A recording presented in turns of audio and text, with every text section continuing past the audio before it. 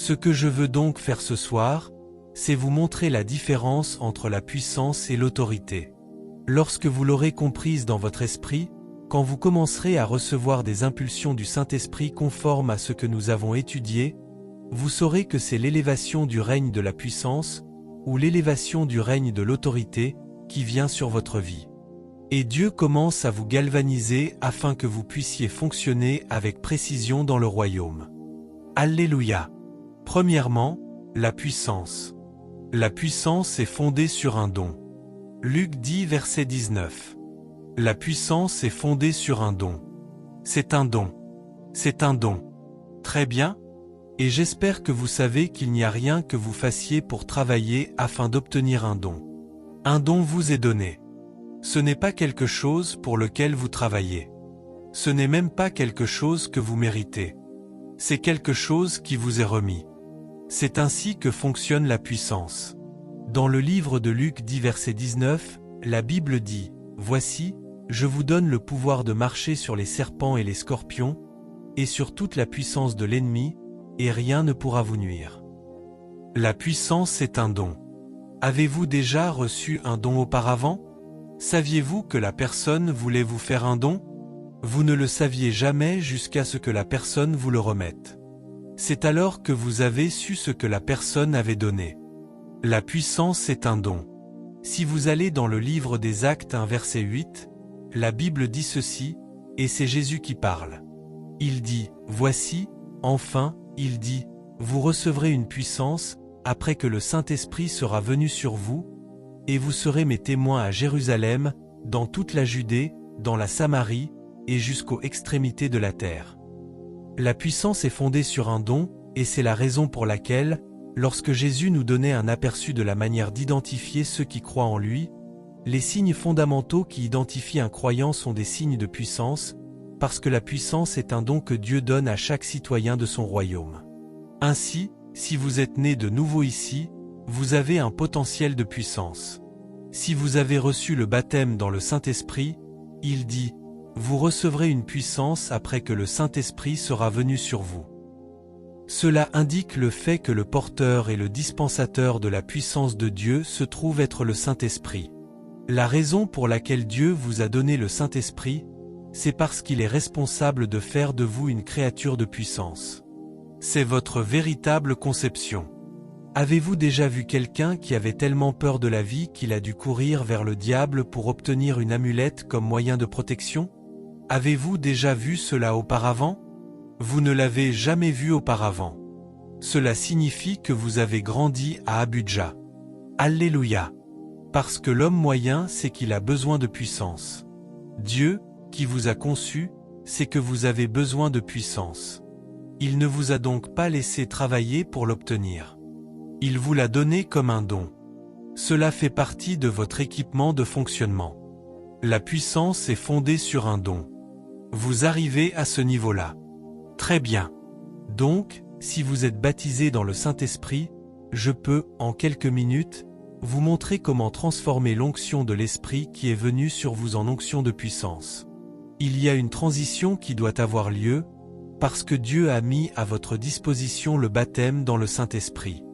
Vous avez été immergé dans le Saint-Esprit. Et la preuve que vous avez été immergé dans le Saint-Esprit, c'est que vous avez commencé à parler en d'autres langues, selon que l'Esprit de Dieu vous donnait de vous exprimer. Êtes-vous avec moi? Mais ce n'est pas le parler en langue que Dieu vous a donné. Ce n'est pas le parler en langue. Il dit, recevez. Qu'a-t-il dit que vous recevrez? Vous recevrez une puissance. Il a dit que cette puissance deviendra opérationnelle après que le Saint-Esprit sera venu sur vous. Cela signifie que la matière première de la puissance, c'est le baptême dans le Saint-Esprit. N'est-ce pas? Lorsque vous commencez à vous exercer dans la prière, à vous exercer dans le jeûne, que vous le faites fréquemment, que vous le faites intentionnellement, que vous le faites délibérément, vous commencez à remarquer certaines choses. Votre appétit pour le péché commencera à mourir, à se dessécher. Parce que si la gloire de Dieu doit se manifester à travers votre vie, je dois vous dire que l'arrière-plan de la gloire, c'est la sainteté. Et partout où vous ne pouvez pas trouver la sainteté, vous ne trouverez pas la gloire de Dieu. La Bible dit, « Saint, Saint, Saint est le Seigneur. Toute la terre est remplie de sa gloire. » Chaque fois que la gloire se manifeste, c'est parce qu'il y a la sainteté en arrière-plan. Lorsque vous commencez à vous exercer à prier en langue pendant de longues heures, certains appétits que le diable exploite normalement pour vous faire errer dans le désert du péché seront percés. De nombreuses réactions auront lieu parce que vous vous abandonnez à l'esprit de prière. Il commence à configurer. Il commence à calibrer. Il commence à mettre en place un protocole qui annulera toutes sortes de choses que Satan serait susceptible d'exploiter dans votre vie. Il commence à défaire la puissance de ces choses. Beaucoup de purification commence à avoir lieu, et c'est un processus. Et c'est pourquoi Jésus a dit, « Attendez à Jérusalem ». C'est un processus. Et lorsque ce processus est accompli, alors le courant pur de la puissance de Dieu commencera à couler à travers votre vase. Donc, si vous avez reçu le Saint-Esprit, cela signifie que vous avez reçu le potentiel de la puissance. Ensuite, vous devez payer le prix en vous alignant avec l'Esprit de puissance, afin que votre vase devienne l'un des vases qui serviront de canal pour cet instrument du royaume. S'il vous plaît, aidez-moi à dire à votre voisin, la puissance est fondée sur un don. De l'autre côté, l'autorité est fondée sur la relation. L'autorité est quoi? Fondée sur la relation. Marc 3 verset 14. Marc chapitre 3 verset 14. La Bible dit, il en établit 12, afin qu'ils soient avec lui, et afin qu'il les envoie prêcher. La raison principale pour laquelle les 12 devaient exister, la mission principale des 12, c'était d'être avec lui. C'est pour cela qu'il les a établis. Il les a établis pourquoi? Pour être avec lui. Vous n'êtes pas avec lui. Je dis, il les a établis pourquoi? Pour être avec lui. Et ensuite, il dit qu'il pourrait les envoyer prêcher. Cela, c'est une probabilité. Le fait de les envoyer prêcher est une probabilité. Mais le fait d'être avec lui est la raison pour laquelle il les a établis. Cela signifie que lorsque vous commencez à établir une relation avec Jésus, il peut arriver un moment, si vous êtes resté assez longtemps avec lui, où il choisit de vous déléguer une certaine autorité pour parler en son nom. Vous voyez cela? S'il doit vous envoyer prêcher, s'il doit vous envoyer le représenter, il vous donne l'équipement de puissance et d'autorité afin qu'il soit évident que vous êtes un messager authentique qui a été déployé depuis le quartier général. Cependant, la raison pour laquelle il vous a établi n'est pas de prêcher, mais de quoi? D'être avec lui. Maintenant, beaucoup d'entre nous vont dans des séminaires. Je ne suis pas contre les séminaires, parce que j'en ai moi-même fréquenté un. Mais je peux vous dire que le séminaire ne produit pas un pasteur. En réalité, vous pouvez même perdre votre salut dans un séminaire si vous ne faites pas attention. Alléluia!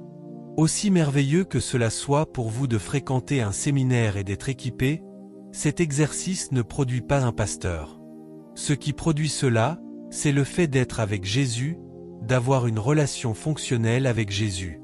Si je vous dis à quelle heure je me suis réveillé aujourd'hui, vous ne me croirez pas, et j'ai prié depuis ce moment-là jusqu'à maintenant. J'ai seulement été brièvement libéré pour venir faire ce travail, puis retourner là où je m'étais arrêté. Oh, la prédication représente 10% du ministère. La vraie chose, c'est d'être avec lui. Si vous vous occupez trop en disant « Oh, il y a tellement d'argent », ah, un jour vous irez sur le terrain, et Satan vous ajoutera à la congrégation de Zébulon et d'Ali. Afin qu'ils soient avec lui, et afin qu'il puisse les envoyer faire quoi? Voyez, l'autorité naîtra de la relation. Et le type d'autorité dont nous parlons ici, voyez-vous, c'est Jésus qui possède la puissance. Avez-vous entendu cela? Car à toi appartienne la puissance, car à toi appartient le royaume. Donc, vous porterez la puissance dans la mesure où Jésus sera disposé à vous déléguer cette puissance. Ainsi, la source de l'autorité, c'est la relation. Lorsqu'il peut vous faire confiance pour le représenter sans obscurcir son intention, alors il vous envoie. Mais cet envoi découlera de la plateforme du fait d'être avec lui. Est-ce clair? Je dis, est-ce clair? Parfois, vous priez pendant de très nombreuses heures, comme je l'ai fait il y a quelques jours. J'ai prié pendant 2 jours, et Jésus ne m'a pas parlé.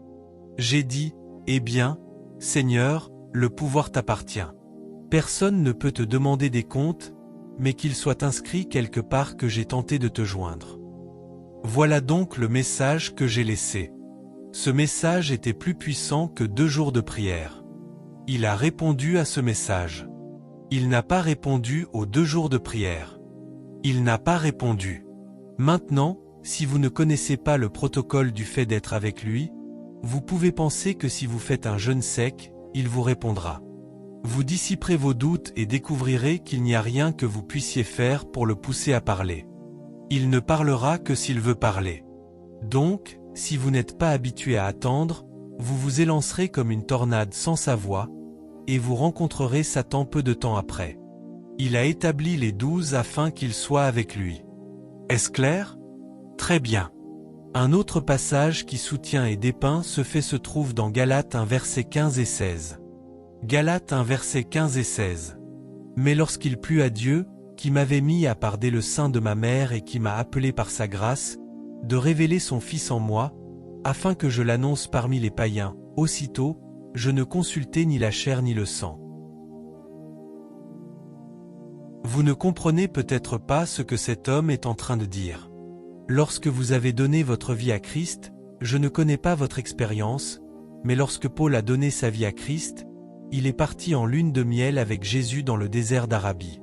Il a quitté sa maison pour aller dans le désert pendant 3 ans et demi, à la recherche du Dieu qui lui était apparu sur le chemin de Damas. Voyez-vous pourquoi le ministère de Paul était différent du ministère des autres apôtres?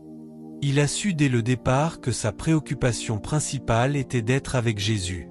Alors il a quitté la campagne, il a quitté les villes animées comme Lagos, comme Abuja, et il est allé dans un endroit comme Yoladatu, et il y est resté pendant 3 ans et demi, en lune de miel avec Jésus. La première chose qu'il a comprise dans son parcours, c'est que Jésus voulait se révéler à travers lui. Jusqu'à ce qu'il parvienne à cette connaissance, il est resté dans le désert. Puis il est devenu évident que Jésus voulait se révéler à travers l'apôtre Paul. Et au moment où il a saisi cette révélation intérieure, elle était si forte qu'il n'avait pas besoin de confirmation. Si vous devenez un homme si puissant et que nous ne pouvons pas retracer, dans votre histoire, le moment où vous étiez en Arabie, cela signifie que ce que vous manifestez comme puissance n'a pas de plateforme relationnelle. Vous êtes faux. Lorsque vous trouvez un homme, êtes-vous avec moi? Vous n'êtes pas avec moi. Voyez-vous, ce sont les jours où beaucoup de ceux qui opéraient dans la brousse ont déménagé à l'église. Alors je dois vous dire quelque chose. Lorsque vous trouvez un homme qui manifeste la puissance de Dieu et qui n'a pas les révélations de Dieu, parce que la première chose que Dieu a faite avec Paul, c'est que Dieu a commencé à se révéler en lui. Lorsque vous commencez à rencontrer Dieu, la première chose que Dieu fait. La différence entre quelqu'un qui prophétise et un prophète, c'est que Dieu utilisera quelqu'un qui prophétise pour parler en son nom, mais Dieu se révélera lui-même à un prophète. La première chose que Dieu a faite avec l'apôtre Paul, c'est qu'il a commencé à se révéler à lui. Donc, lorsque vous voyez un homme dont la révélation de Dieu est très faible, mais dont les manifestations sont énormes, vous devez interroger cet homme. Je me souviens qu'il y avait un homme qui faisait certaines choses à Lagos. Il n'avait aucune révélation de Dieu, mais il y avait des manifestations. Vous n'avez pas besoin d'aller trop loin pour savoir qui est faux. Paul a dit que Dieu voulait révéler son Fils en lui. Donc, lorsque Jésus se révèle à vous, c'est après s'être révélé à vous qu'il peut vous envoyer prêcher son royaume. Si vous ne connaissez pas Jésus, alors toute puissance que vous manifestez n'est pas authentique, parce que le protocole veut que l'intimité et la relation que vous avez avec Jésus vous qualifient pour recevoir des révélations de Jésus. Ô mon Dieu! Êtes-vous avec moi? Je connais Jésus. Je le connais. Il ne donne jamais de puissance à quelqu'un qui ne le connaît pas. Lorsque vous trouvez quelqu'un qui ne peut pas le révéler, mais qui démontre de la puissance, vous devez interroger cette puissance. Paul a dit que Dieu était disposé à révéler son Fils en lui. Ce sont des questions de relation. Lorsque votre relation avec lui est forte, il est évident que l'aspect de la prédication suivra aussi. L'aspect de la prédication ne vient pas avant l'aspect de la relation. Il a dit, « Lorsque j'ai découvert que l'intention du Père était de révéler son Fils en moi afin que je puisse prêcher. Que le Seigneur révèle son Fils dans votre vie au nom de Jésus-Christ, afin que je puisse prêcher. Je n'ai consulté ni la chair ni le sang. La relation va changer tout ce que vous faites. La manière dont vous priez changera si vous avez une relation avec Jésus. La manière dont vous vous comportez avec les gens changera si vous avez une relation avec Jésus. La manière dont vous vous comportez avec l'argent changera si vous avez une relation avec Jésus. La manière dont vous vous comportez avec le sexe opposé changera si vous avez une relation avec Jésus. Il y a plusieurs choses que votre pasteur ne vous dira jamais, mais Jésus vous les dira. Le fait que vous ayez un pasteur ne signifie pas que vous n'avez pas besoin de connaître Jésus personnellement, parce que votre pasteur ne peut pas vous dire ce que Jésus vous dira. Et pendant ce temps, si vous devenez milliardaire et que, peut-être, votre pasteur a peur de vous dire « Cette femme, qui est cette femme-là ?» Lorsque vous irez vers Jésus, il n'aura pas peur de vous. Que le Seigneur vous donne l'intelligence. Ainsi, beaucoup de choses se produisent lorsqu'un homme établit une relation avec Jésus. Alléluia. Deuxièmement, la puissance est bruyante. La puissance est sonore. La puissance est explosive. Acte 8, versets 5 et 6. L'histoire de Philippe lorsqu'il est allé dans la ville de Samarie. Acte 8, versets 5 et 6. Philippe descendit dans la ville de Samarie, et y prêcha Christ. Les foules, d'un commun accord, s'attachaient à ce que disait Philippe, en entendant et en voyant les miracles qu'il faisait. Toute la ville fut affectée par les efforts de Philippe, parce qu'il y avait des choses à entendre dans le ministère de Philippe. Il y avait aussi des choses à voir. Il avait l'audio et le visuel.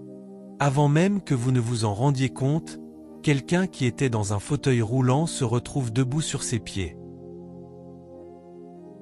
Il y avait ce que l'on entendait, et il y avait ce que l'on voyait, parce que la puissance est explosive. Et la ville entière lui fut donnée. Le mien est resté trop silencieux pendant trop longtemps. Il y a une manière d'apporter un bruit sain. C'est lorsque la puissance est libérée. Et je vous dis la vérité, ce sont les jours de la puissance. Oh, vous voyez Satan. Satan, son temps est terminé.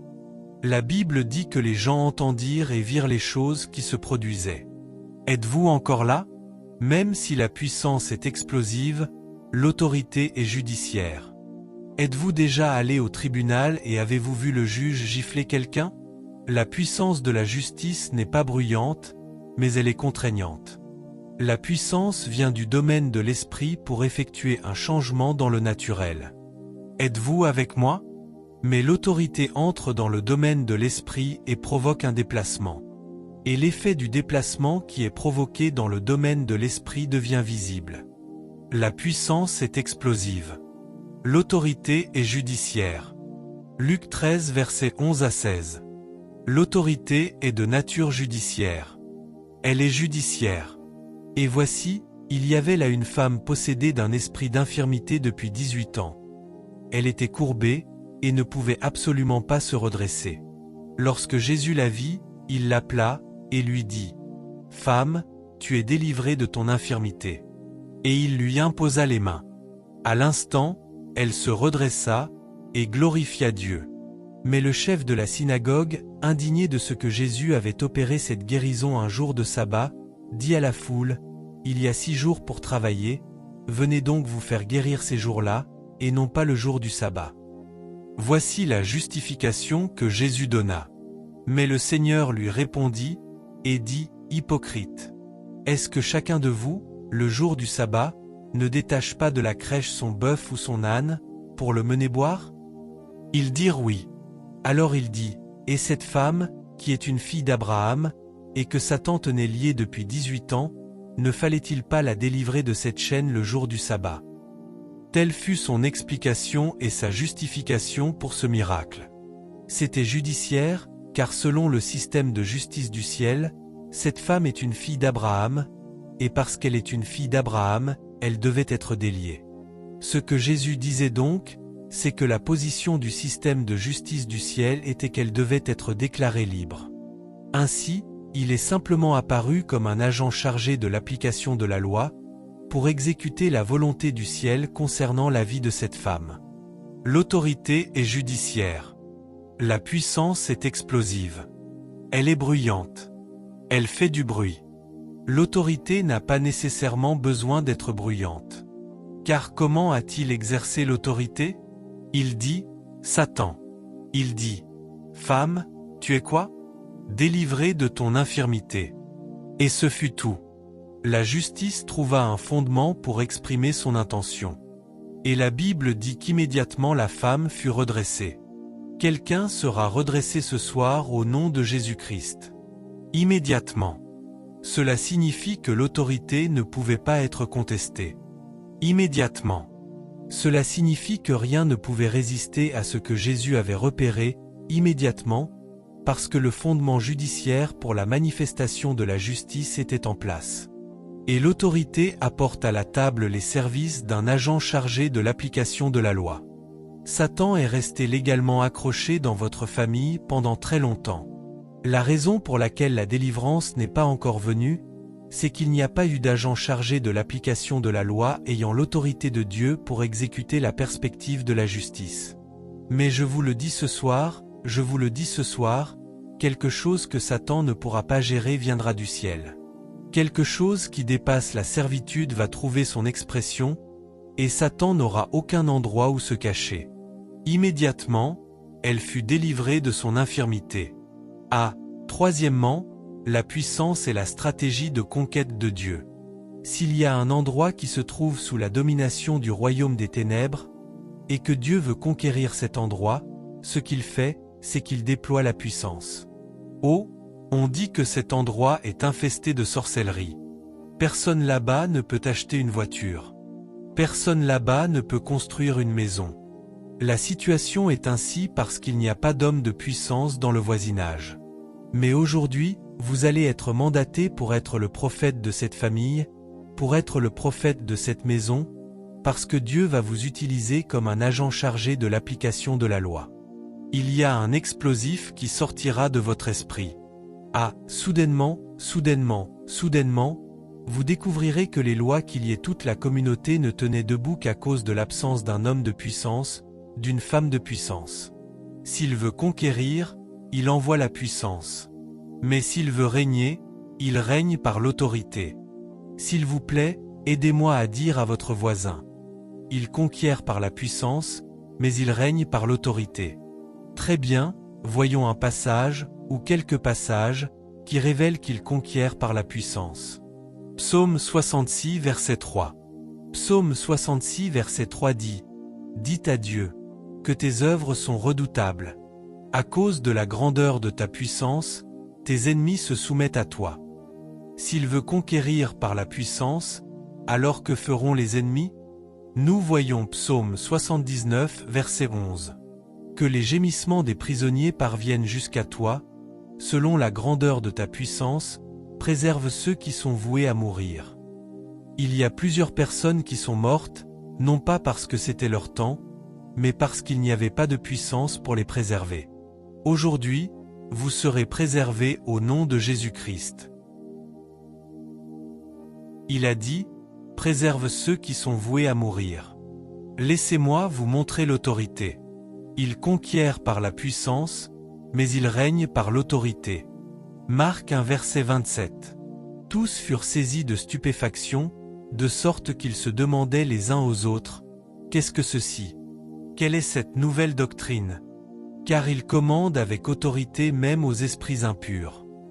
Et le mot-clé ici, c'est « obéir ». Obéir. Avant que vous ne donniez votre vie à Christ sur le terrain de la croisade, lorsque vous êtes venu et que la conviction a frappé votre cœur comme une balle, c'était la puissance. Mais le jour où vous vous soumettez à Jésus-Christ, il commence à régner sur vous par son autorité. Parce que la nature de l'homme déchu est une nature de rébellion. Ainsi, lorsque Dieu commence à régner dans votre cœur, le diable, agissant à travers la chair, tentera encore et encore de violer l'autorité de Dieu. Êtes-vous avec moi? Alors Dieu manifestera son mécontentement. Si vous marchez selon la chair, il manifestera son mécontentement. Si vous commencez à devenir intime avec Dieu, vous ne voudrez pas que Dieu soit fâché contre vous. Vous irez le supplier. Il vous acceptera. Et alors vous saurez que ce péché, vous ne pouvez pas vivre dans ce péché et vous attendre à avoir une relation avec Dieu. Vous devez donc prendre la décision de l'abandonner. Cela vous fera mal que la petite amie soit partie. Vous vous sentirez seul la nuit. Mais c'est le prix que vous devez payer pour quelque chose de meilleur. Si votre marche avec Dieu n'a aucun prix, cela signifie que vous ne marchez pas avec Dieu. Ce que vous faites relève de la sociologie. Alléluia! Si c'est une œuvre du royaume, vous allez perdre quelque chose. Et alors vous dites, d'accord, je ne veux plus l'attrister. Puis un autre jour, votre petite sœur vous met en colère. Vous la frappez, vous la touchez ici, elle tombe. Alors le Saint-Esprit criera à l'intérieur, « Ah !» Le soir, vous irez dire, « Tu vois, cette colère vient du diable. Je suis désolé, parce que vous voulez une relation avec lui. La prochaine fois, vous n'aurez pas besoin de pratiquer encore les gifles, parce que vous savez ce que cela produira. Et après 6 mois, vous saurez qu'il y a un changement qui est en train d'être enregistré dans votre conduite, simplement parce que vous avez quelque chose avec lui que vous ne voulez pas perdre. Vous ne savez pas qu'il commence à régner sur vous. Sa nature commence à prendre place. Vous vous alignez avec les principes de sa nature, et il commence à vous gouverner selon la vie qu'il vous a donnée. Il conquiert par la puissance, mais il règne par l'autorité. Il arrive un moment dans votre marche avec Dieu où Jésus vous dira « Démissionne de ton emploi et viens travailler pour moi à plein temps, parce que vous avez marché avec lui pendant longtemps. » Cela ne ressemblera même pas à un sacrifice. C'est ce qui m'est arrivé. Mon salaire était de 1,2 million lorsque Jésus m'a dit « Démissionne ». Oui, 1,2 million chaque mois. Jésus a dit « Quitte cet emploi ». C'est tout. Vous savez, ce que j'ai avec vous est plus grand qu'un emploi. Pendant ce temps, c'est lui qui, le 13 janvier 2003, m'a envoyé un ange dans le lieu de prière. Cet être était une créature qui ressemblait à une bouteille de Coca-Cola, faite de verre torsadé, et il y avait une lumière, une illumination, qui jaillissait de l'intérieur de lui. C'est là qu'il m'a révélé que j'aurais un emploi le 13 janvier 2012. Donc c'est lui qui me l'avait donné. Et le 28 août 2020, il a dit « Cet emploi a expiré ». Il a dit « Viens avec moi, je veux t'emmener vers les nations du monde. Tu ne peux pas combiner cela avec ton emploi. » C'est ainsi que j'ai pris ma retraite. Vous savez pourquoi? Parce que je ne veux aucun problème avec lui. Il règne par l'autorité. Et parce que je lui ai obéi, il a décidé d'ajouter une augmentation supplémentaire. Alléluia! Peu importe que je crie ou que je dise simplement comme ceci. C'est cité, par, elle m'entendra. Il règne par l'autorité. Il règne par quoi? Enfin, je dois dire quelque chose rapidement avant de commencer à conclure. La Bible reconnaît que Satan a de la puissance. S'il vous plaît, ne l'oubliez pas. Satan a quoi? Oh, vous ne croyez pas cela? Êtes-vous encore là? Luc 10. Luc 10, je pense le verset 18. D'accord, allez au verset 17. Luc 10 verset 17. D'accord, laissez-moi lire à partir de. Non, allez au verset 19. Luc 10 verset 19. Voici, je vous donne le pouvoir de marcher sur les serpents et les scorpions, et sur toute la puissance de l'ennemi. Cela signifie que Satan a de la puissance. Et Jésus reconnaît que Satan a de la puissance. Mais savez-vous ce que Satan n'a pas? Il n'a pas d'autorité. Parce que l'autorité est fondée sur la relation. C'est vous qui serez responsable de donner à Satan l'autorité qu'il utilisera pour détruire votre vie. C'est pourquoi la Bible dit « Ne donnez à Satan quoi? Aucune place. Oh, vous n'êtes pas avec moi. Vous n'êtes pas avec moi. Laissez-moi essayer encore une fois. peut-être que vous comprendrez. Je dis que la Bible reconnaît que Satan a de la puissance, mais la Bible ne reconnaît pas que Satan ait de l'autorité. Si Satan a de l'autorité dans votre famille, c'est parce que quelqu'un lui a donné la place. Êtes-vous ici? Oh, vous souvenez-vous encore que Satan est appelé dans la Bible le prince de ce monde? Qu'est-ce que cela signifie? Oui, le prince de ce monde. Pourquoi prince? Pourquoi est-il prince? Oh, vous n'y avez pas réfléchi. Un prince est un roi sans territoire. Très bien, il n'a pas de territoire. C'est seulement le territoire que vous mettez à sa disposition qui devient son terrain d'opération. Ainsi, l'apôtre Paul dit, « Ne donnez aucune place à Satan, parce qu'il ne devrait pas avoir d'autorité sur votre vie. Seul Jésus devrait avoir autorité sur vous. Si ce que Satan a contre vous, s'il lance sa puissance contre vous, parce que vous êtes sous l'autorité de Dieu, cette puissance n'aura aucun effet. La puissance des ténèbres n'aura d'effet sur votre vie que si Satan a une place. Donc ce soir, la première chose que nous devons faire, c'est nous assurer que Satan n'a aucune place. Après cela, nous entrerons dans les miracles, les signes et les prodiges. Levez-vous sur vos pieds. Ne donnez aucune place à Satan. Lorsque vous commencez à devenir sérieux au sujet de briser l'emprise de la puissance de Satan dans votre famille, alors la question de savoir si vous êtes sauvé ou non devient une affaire très importante. Parce que tant que vous n'êtes pas sauvé, cela signifie que vous avez offert à Satan un terrain sur lequel il peut exercer son autorité. Si vous êtes dans ce lieu ce soir et que vous n'avez pas donné votre vie à Christ, si vous venez à l'église en vous posant des questions, mais qu'il n'y a aucune relation entre vous et Dieu, cela signifie que vous avez délibérément décidé de vous exposer afin que votre vie devienne un espace sur lequel Satan peut marcher. Avant que nous entrions dans la session des miracles, je veux vous donner l'occasion de vous assurer que Satan n'a aucun terrain dans votre écosystème pour pratiquer sa nouvelle technologie. Donc, si vous êtes là et que vous savez que vous n'avez pas encore remis votre vie à Christ, que vous êtes encore celui qui dirige votre vie, et que vous voulez répondre à Jésus ce soir, mettez votre main droite sur votre poitrine. Je veux donner ma vie à Christ. Je sais maintenant que marcher avec Jésus est la réponse. Alors je veux remettre ma vie à Christ. Soyez courageux à ce sujet. Ne laissez pas Satan gagner l'argument au sujet de votre âme. Il a dit, « Aujourd'hui, si vous entendez sa voix, n'endurcissez pas votre cœur. Lorsqu'il vous appelle, ne méprisez pas son appel. » Main droite sur votre poitrine et main gauche levée. Nous voulons nous assurer que Satan n'a aucune place. Si votre main est levée, quittez votre siège et venez ici à l'autel afin que nous puissions déposer votre péché. Déposez les fardeaux de votre vie.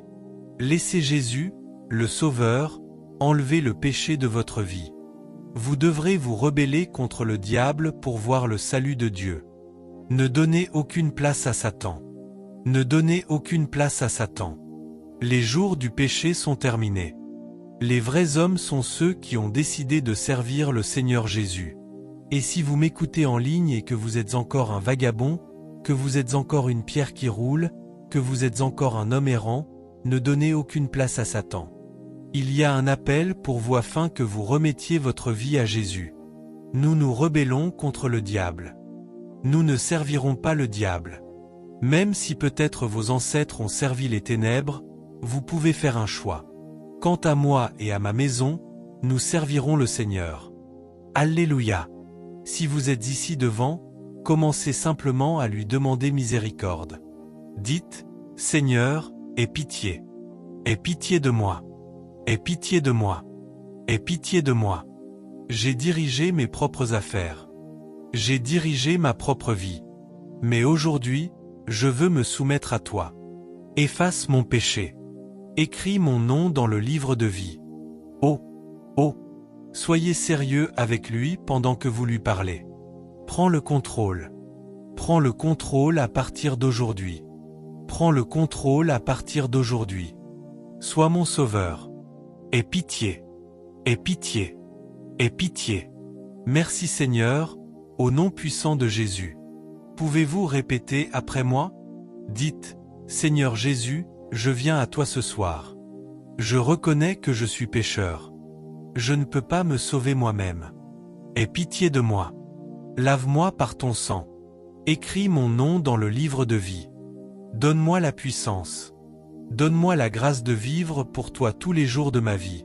Toute alliance dans laquelle je suis entré, consciemment ou inconsciemment, ce soir je demande que sa puissance sur mon âme soit brisée. Je te servirai à partir de ce jour et désormais, au nom de Jésus. Où est le pasteur Tony maintenant? Vous voyez ce pasteur là-bas qui vous fait signe? Allez simplement le voir pendant 2 minutes, puis rejoignez le service de miracle. Pouvez-vous aller par là? Le pasteur Tony sera votre hôte. 2 minutes, puis vous rejoindrez le service de miracle. Alléluia! Maintenant, c'est le temps des miracles. Nous voulons commencer par un sujet de prière. 3 sujets de prière. Ensuite, je prierai pour l'assemblée. Et pasteur Tony, s'il vous plaît, assurez-vous d'avoir terminé avec les personnes avant le service de miracle. Jésus fera quelque chose dans ce lieu ce soir. Maintenant, premier sujet de prière. Si vous avez remarqué des schémas de ténèbres dans votre famille, des schémas de méchanceté dans votre famille, et que vous faites confiance à Dieu pour une intervention ce soir, je veux que vous commenciez à mentionner ces choses devant Dieu et que vous disiez: Dieu, ô Seigneur, nous rejetons ceci, nous rejetons cela, nous rejetons ceci. Comprenez-vous ce que je dis? Pouvez-vous parler à Dieu maintenant? Il honorera votre voix. Il honorera votre voix ici aujourd'hui. Il honorera votre voix ici aujourd'hui. Tout ce que vous avez vu, tout ce qui constitue un schéma qui n'est pas biblique, tout ce qui est une manifestation de la présence des ténèbres dans votre famille, parlez-lui maintenant et dites: Seigneur, que ce symptôme prenne fin. Que cela prenne fin. Que cela prenne fin. Que cela prenne fin au nom de Jésus-Christ. Que cela prenne fin au nom de Jésus-Christ. Y a-t-il des morts prématurées? Les gens meurent comme des poulets. Avez-vous vu des maladies étranges tomber sur les gens ce soir? Vous pouvez commencer à vous adresser à cela. Vous pouvez commencer à en parler à Dieu, parce qu'il y aura le salut cette nuit. Il y aura des miracles cette nuit. Dieu brisera les jougs. Il renversera la situation dans beaucoup de familles. Oui, c'est la nuit de la grâce et de la puissance. Dieu sera exalté. Jésus sera exalté dans votre famille. Oh, je peux vous entendre. Tout ce que vous avez vu, tout ce que vous avez remarqué qui n'est pas de Dieu, vous pouvez le rejeter ce soir. Vous pouvez le rejeter ce soir. Vous pouvez vous lever contre cela ce soir. Vous pouvez invoquer le nom du Seigneur ce soir. Assurez-vous de ne pas garder le silence. Vous êtes le prophète de votre famille. Vous êtes le prophète de votre maison. Dieu honorera votre voix. Il honorera votre voix. Il honorera votre voix. Il honorera votre voix ce soir. Il honorera votre voix ce soir. Il vous honorera ce soir pendant que vous l'invoquez. Il y aura un terrain pour l'intervention. Un terrain pour l'intervention. Un terrain pour l'intervention.